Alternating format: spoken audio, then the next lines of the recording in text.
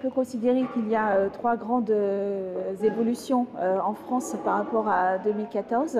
La première concerne une demande toujours très forte en ce qui concerne des produits autour du plaisir, puisque l'alimentation et plaisir riment en France de façon importante. Et ça donne toujours lieu à une alimentation qui met en avant les petits plaisirs alimentaires. Et on a près de 8 Français sur 10 aujourd'hui qui continuent à s'offrir des produits alimentaires pour des purs moments de bonheur.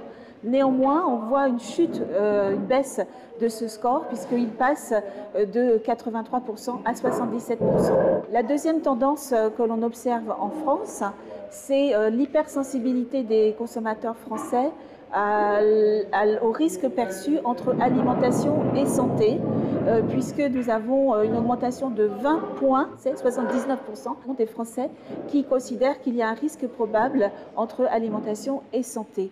Ça, c'est quelque chose de très important puisque c'est aussi très distinctif de ce qui se passe ailleurs dans les autres pays européens ou même aux États-Unis où on est entre 50 et 55%.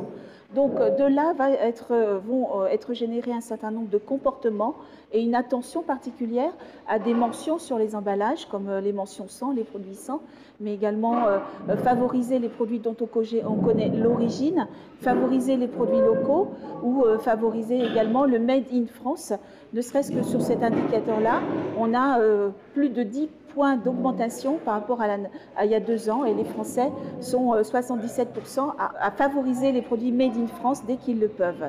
Et enfin, dernière évolution importante, c'est l'augmentation des circuits courts, de la fréquentation des circuits courts, c'est-à-dire l'achat direct auprès des producteurs, auprès des entreprises agricoles ou auprès des sites fermiers, puisqu'on a 4 Français sur 10 aujourd'hui qui consomment, qui achètent des produits en circuit court, alors qu'on n'en avait que 27% l'année précédente.